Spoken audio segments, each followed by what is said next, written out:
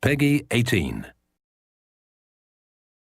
Hi everybody, this is Noah Hughes, Creative Director on Tomb Raider, and we're here at Crystal Dynamics. We're going to take a look at a segment of the game that's going to showcase some of our combat and high action sequences.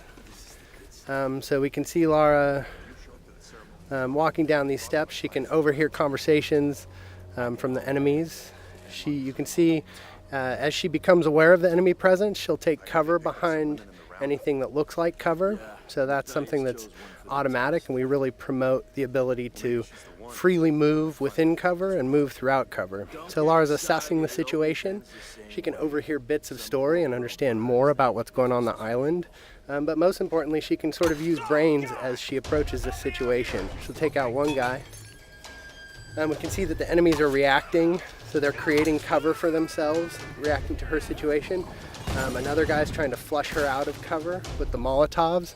This is just an example where we really try to make the AI adapt to the situation, but also promote movement from the player so that they're not just stuck behind cover and playing sort of pop and shoot cover games.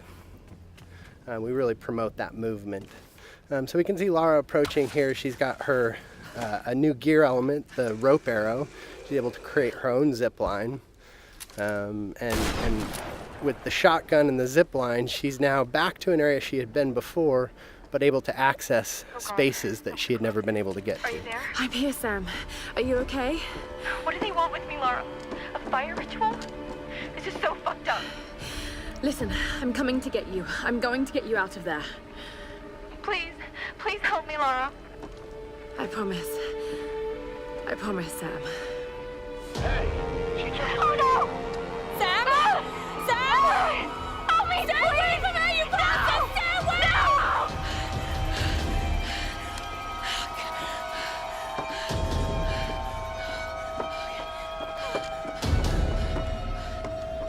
So we can see that Lara's friends, in particular Sam, is in trouble, and she has a very clear goal now, which is to make her way to the scavenger fortress where Sam is being held. So she knows that's down at the bottom of the mountain, and she's going to find a way down. I don't know. Another part of the plane? Keep working. I'll go check it out.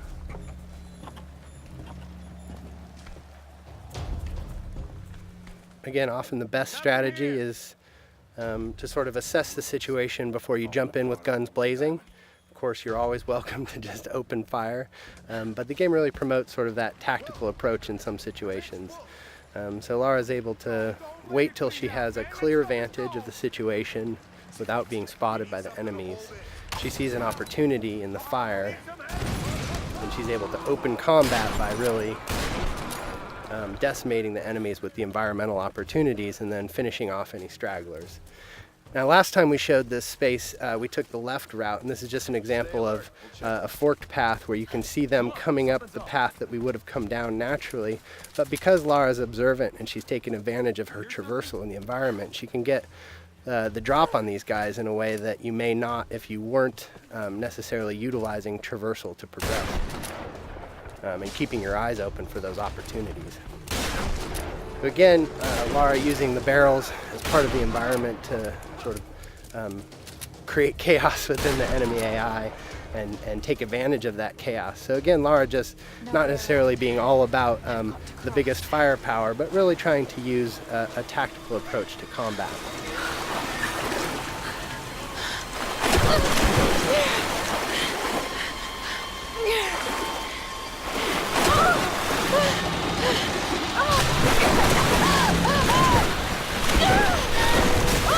As is often the case, Lara's intended path down the mountain isn't necessarily where she ends up. So we could see an example of sort of a brutal death as Lara misnavigates the situation in the flood here.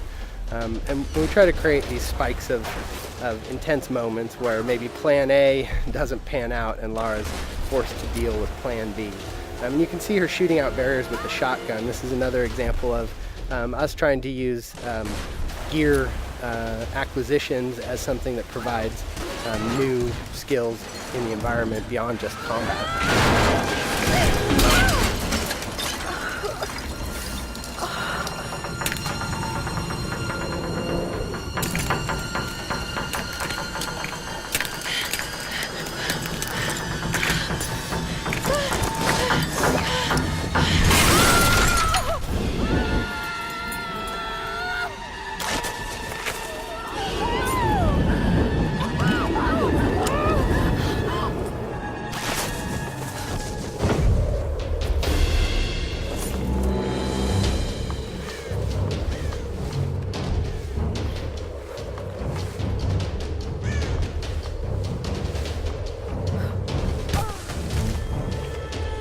can see that Lara's been able to adapt to this turn of events and managed to find her way down the mountain, but is a little bit worse for wear, having gone through a pretty traumatic descent.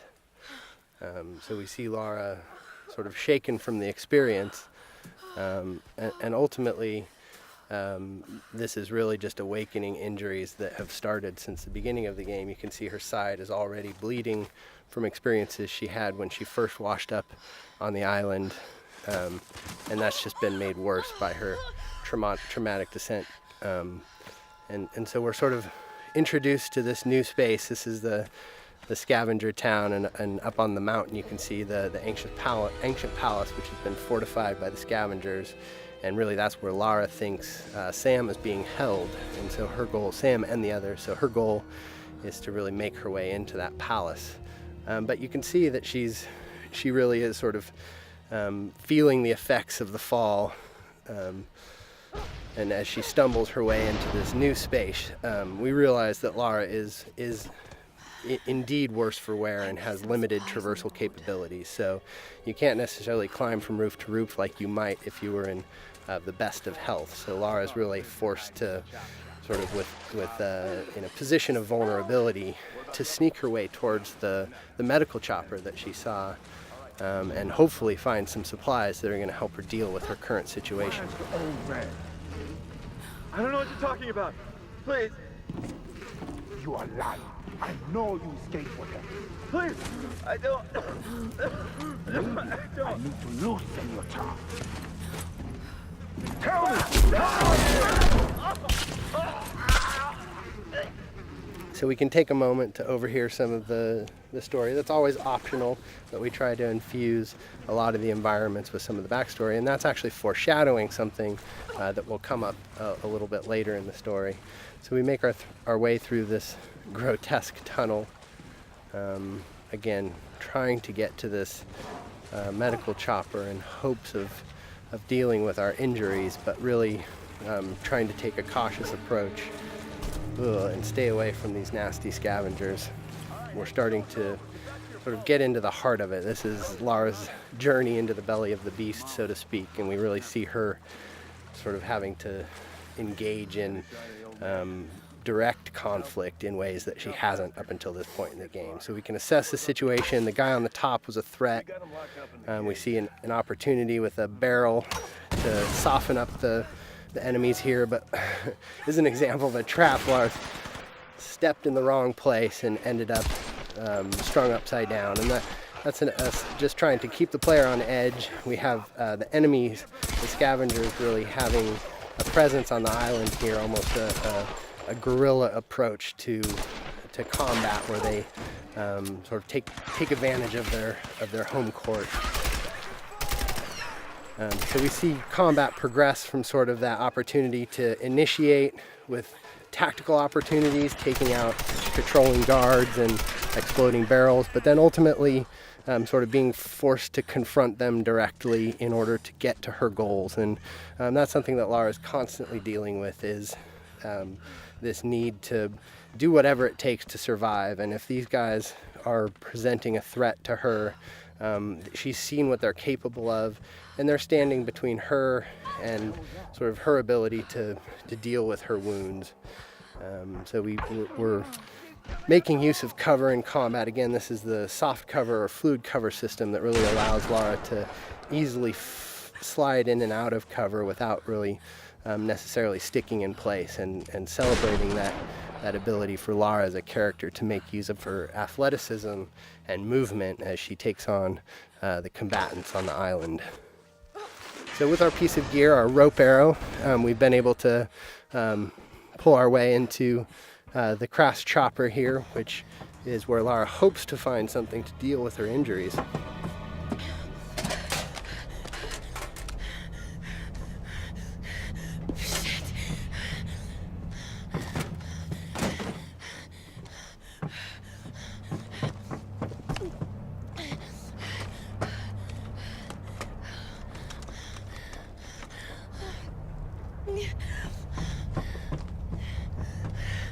Sorry. All right, thanks everybody for joining us today. Stay tuned. We'll have some more things to show you down the road, but I hope you enjoyed our traversal down the mountain into Scavenger Hub today, and some more glimpses into our combat systems.